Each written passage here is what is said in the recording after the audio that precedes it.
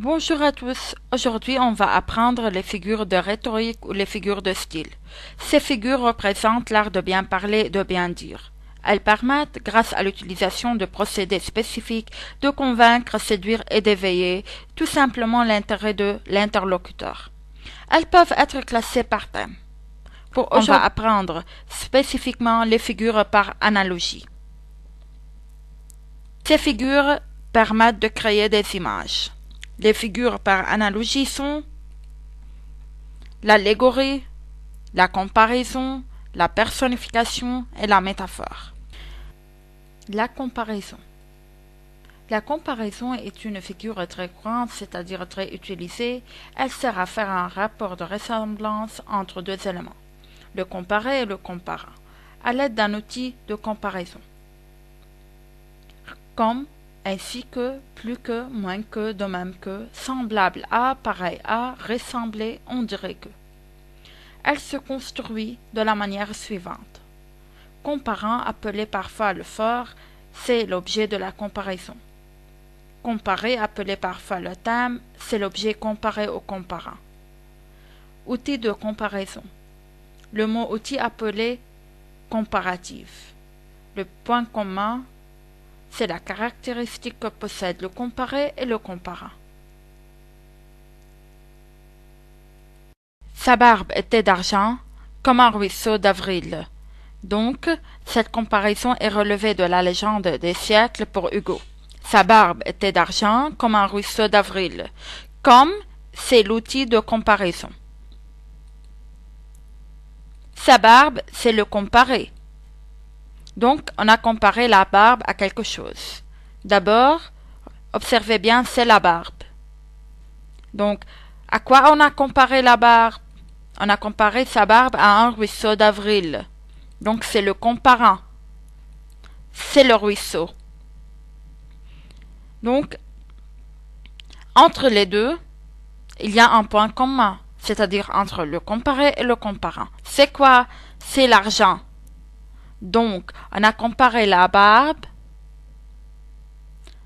à un ruisseau d'avril, car les deux ont la même couleur, c'est l'argent. Attention, on distingue deux types de comparaison selon Bernard Durpier. Comparaison figurative, elle rapproche deux éléments qui sont étrangers l'un à l'autre et introduit par là de l'insolite dans un texte. Elle demande un effort supplémentaire à celui qui la lit pour établir le lien qui unit les termes rapprochés. Elle, seule, est une figure littéraire. La comparaison simple, c'est une comparaison qui n'est pas une image littéraire. Elle n'a rien de figurative. Exemple, la mère est plus grande que son fils. La métaphore. C'est une comparaison abrégée. Elle réunit deux éléments, sans utiliser le mot de comparaison.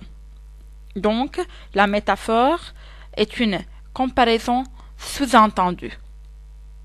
Exemple, la vie est un voyage plein d'aventures. La vie est un voyage plein d'aventures. Ici, on a comparé la vie, c'est le comparé à un voyage, le comparant, car les deux sont pleins d'aventures, c'est le point commun. Donc, on a supprimé ici l'outil de comparaison ou le comparatif. La personnification. La personnification consiste à donner des traits propres aux êtres humains comme la parole, la pensée, à des animaux ou à des objets inanimés. Cette figure comporte un comparé inanimé et un comparant animé, illustré par un nom, un adjectif ou un verbe. D'une autre façon, on peut dire que la personnification sert à donner des caractéristiques humaines à un objet non vivant. Par exemple,